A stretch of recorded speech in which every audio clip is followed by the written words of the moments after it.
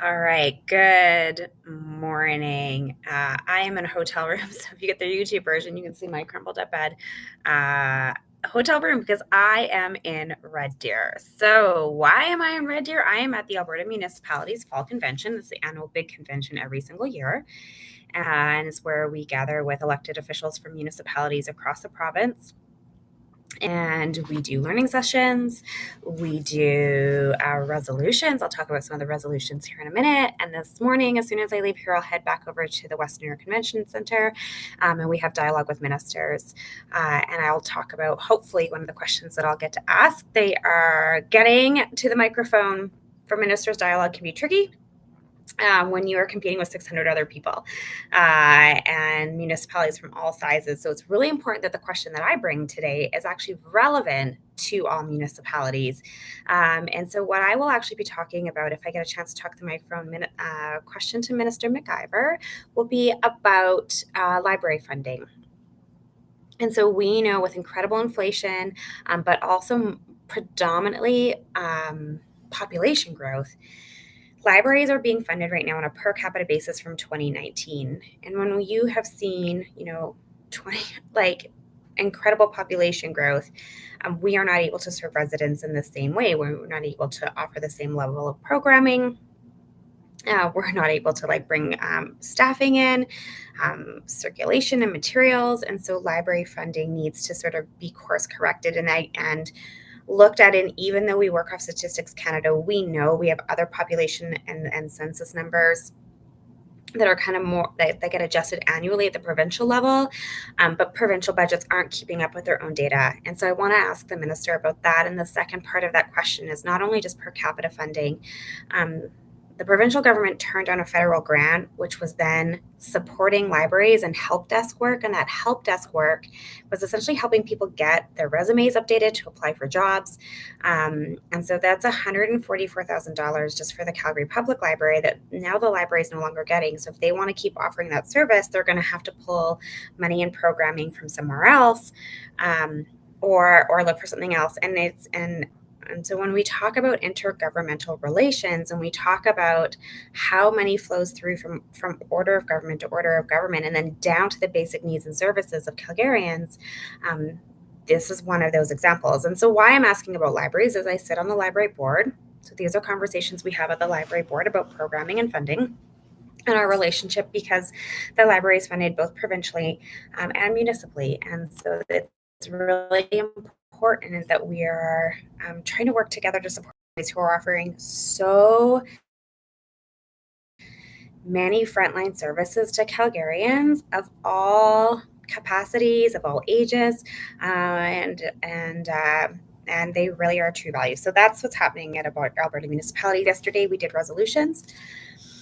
So resolutions are put forward by municipalities to Alberta. So municipalities bring it. Alberta Municipalities is our umbrella organization who does the advocacy work through subcommittee. So one of the subcommittees I sit on is Safe and Healthy Communities. And so we do advocacy. So we do back and forth. We have conversations. We discuss the resolutions. We talk about how we're going to present them to the government. And then we write letters of advocacy, and then we receive their responses, and then we in turn respond. And so we have this back and forth. And so it's been everything from ambulance wait times or response times, FCSS funding. I talked about that a couple weeks ago, and so sorry that I missed last Friday. Things just kind of got out of control. There was another resolution about FCSS that just came up yesterday, where we re-index that number. There was a resolution about invasive goldfish yesterday that we voted on. There was resolutions. There was resolutions again for preventative mental health care for 911 operators. So big deal. And so municipalities are bringing forward the concerns that they are hearing from their residents, and that are of provincial jurisdiction, and saying, hey, province, we need your help with this. We need to have conversations about funding mechanisms. And so it's interesting because, of course, everyone sort of pleads like we know money, and everyone has different funding and revenue sources. Population growth alone in the province is almost a $460 million increase to the provincial budget just account for like that might be happening, more business tax revenue. And so it just goes to show like, and then that money is not returning to municipalities. So education property tax is a flat mill rate. And so it goes up year over year. So as your assessment values are going up, it is going up year over year. And so when you're actually looking at your property taxes, a huge chunk of that increase year over year is because of the provincial education tax. But less and less, a smaller and smaller percentage of that is returning to municipalities to do the work of infrastructure upgrades. So one of the big questions that's coming out, of course, is the province announced a lot of money for new school builds. Some communities, those sites aren't serviced. So they might know that they would have a site somewhere, but those sites aren't serviced. So they're going to need water and roads. And so smaller municipalities are saying, hey, wait a minute. It's great that you have funding for school, but like we don't have the money to get there. We don't have the money to do the servicing. So is that money coming with servicing too? Now, Calgary sets ours up in a different way. So when we do joint planning agreements, when we're developing new communities, we build that servicing in at the get-go. Thing is actually coming to the cost of Calgary residents, the taxpayers. So that school servicing, we have already, like, we're capturing that already up front, right? Like through levies, which can then get passed on the homeowner. And so the actual cost of building schools, even in a Calgary context, is predominantly the servicing is like what costs the most money, and the setting aside of the land and the gifting of the land. So like, and the purchase of the land. And so we're not getting that back. So the buildings are being built by the province, but the municipality is spending a ton of money on school sites already up front. And we're not always getting that cost recovery from the province. So these are real important conversations when we talk about how, like, the funding dollars that we get, whose responsibility is it? Because it's always a trade-off, right? We could get this or we can get this if you only have $1 million. So, or 5 million or 50 million or whatever it is. And so it's really just about understanding responsibility and working, again, though, towards shared and joint outcomes, but having those in a really robust and like an honest way. So it's not about shitting on the province. Oh, just dropped an S-bomb, sorry. It's not about crapping on the province. It's really about appropriation of resources, appropriateness of funding, coming to the table to have good conversations about that. And when all municipalities are struggling with it, this is always the indicator. It's not a Calgary thing, it's all municipalities. And that's really critical and important. Okay, this I'm going to pivot to talking about, and I want to say, as much as I'm talking about this, I'm having so much fun up here with my colleagues from across the province. I absolutely love them.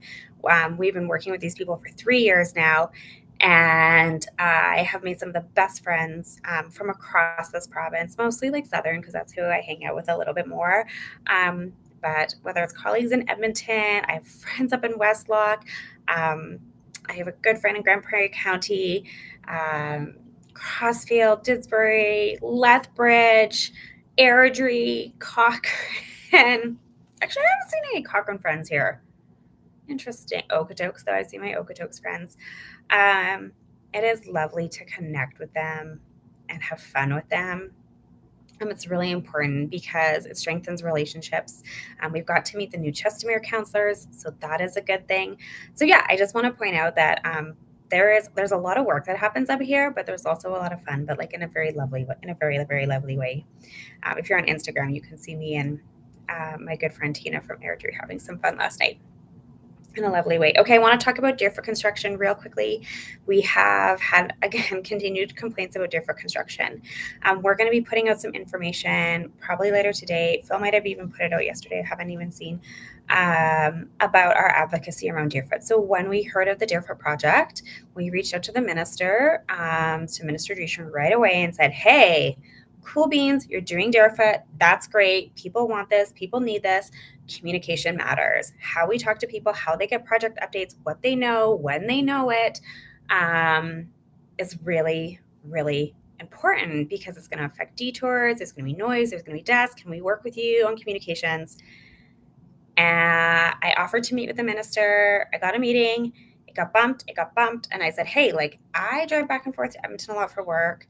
I can meet you in Innisfail. I can meet you in Edmonton. I was like, I will drive to Innisfail to have this meeting because we need to have a meeting so that we can like jointly task our administrative team, so Alberta Transportation and our team, on like communication.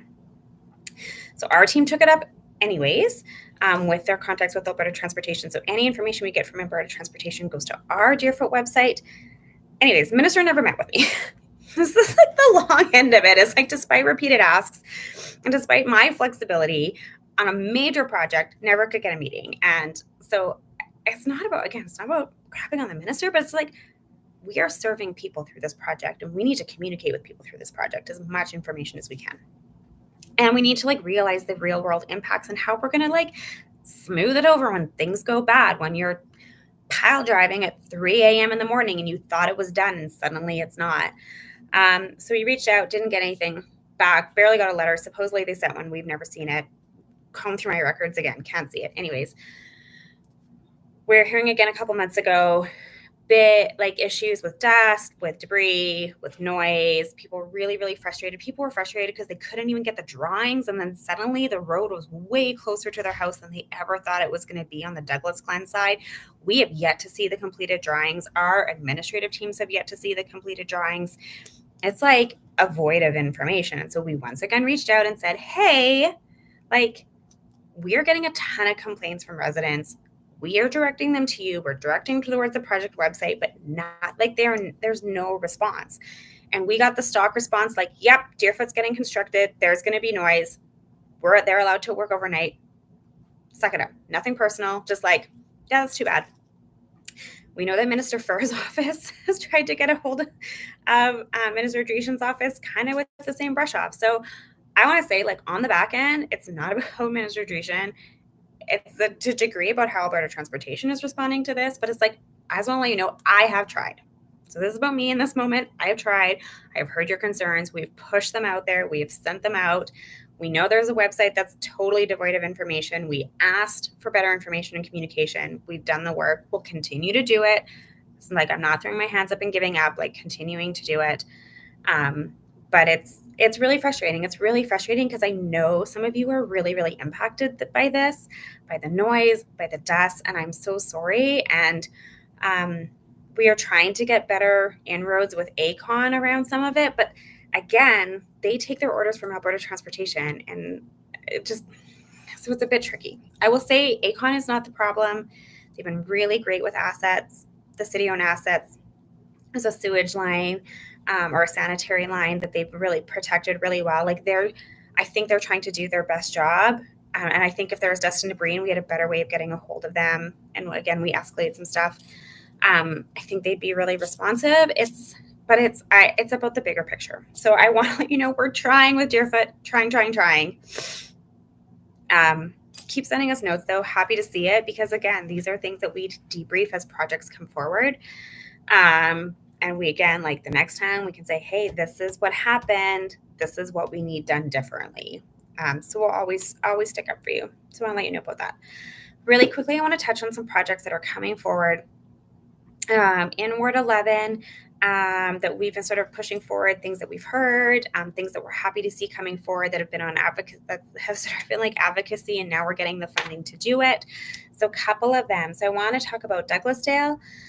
Or some more Douglas Glen, actually, the playground optimization. I just want to touch on that really quickly. I know there's been some questions about it.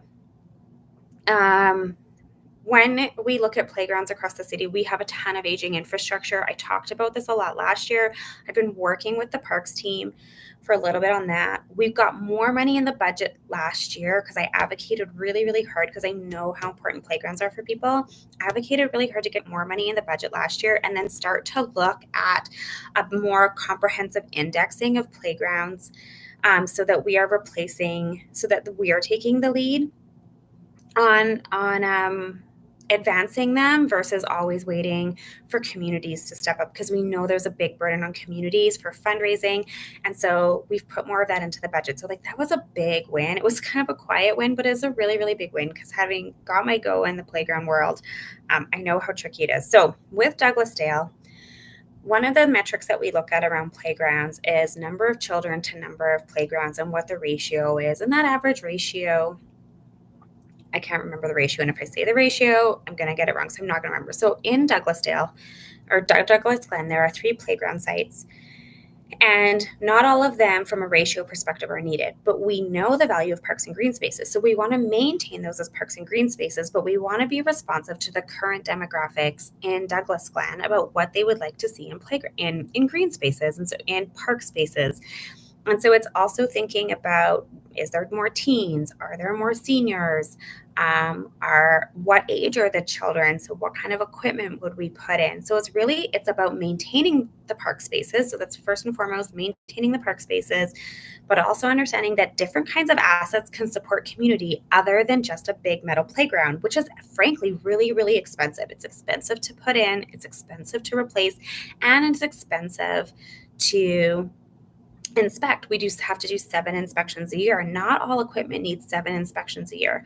I think I just lost no, my computer's just having a moment. So this is why I put forward this program where there's money in parks to do playground replacement, but it might not be a playground. It might just be something else that serves the community. Parks, benches, Gaga ball pits are really big right now. So there's lots of different opportunities. And it's giving communities that chance to explore. So in the same way, this is what Kingsland is going through at the old school site is what are the appropriate amenities in that space that are really, really going to serve the community, knowing that there's other playground spaces. And yes, I get it as a parent who used to take her kids, like it's nice to have variety in your playgrounds. It's nice to be able to walk to multiple playgrounds and have a bit of variety. But there's also variety in amenities which we want to consider so that it serves more people, not just sort of that 3 to 10-year-old population. So that's really what we're looking at through parks, through the playground optimization. And I think maybe we just need to switch it to parks optimization, just a little language change so that we start to think about it in a different way. And I'll take that forward. So there's that happening. So Kingsland, make sure that you're engaging on that.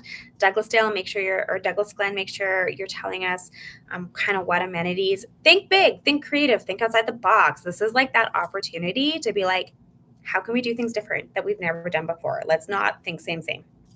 And then lastly, Acadia, it has long been advocated for something different along Acadia Drive. We hear tons of speeding complaints along there, but we know it's an active mobility road. And so that engagement is going on. And then the North-South 5th Street bikeway that goes through Haysboro and Southwood and Kingsland, kind of along the outskirts of Meadowlark Park and then Windsor Park. That is also looking at being done. So lots of investments. And I'll say, like, these are investments, one, that are coming out of local area plans, but two, because I have heard them from you. I heard them before I got elected, heard them now. They're getting championed. And it's alongside things that we've already completed, like new pathways in Riverbend, new pathway in Lakeview, even just a pathway change alignment over by Glenmore Landing, intersection like curb upgrades that are happening at 24th and 90th to make that safer. So these are all things that we are pushing forward. We know there's more stuff coming on Palliser Drive. So these are all things we are pushing forward on your behalf. I didn't think I was going to make it to 15 minutes today, and I've made it to 18. Thanks everyone for sticking with me. I got to get checked out of this hotel, back to Convention for Ministers Dialogue. I wish you all a happy weekend. Monday, National Day for Truth and Reconciliation. It is a national holiday. There are events happening at the Confluence. I cannot remember the time. It is on the city's website. Let's stand up there. Let's gather there together on Monday and show our respect and appreciation for the Indigenous populations who have stewarded this land for thousands and thousands and thousands of years before we came and settled here. All the best.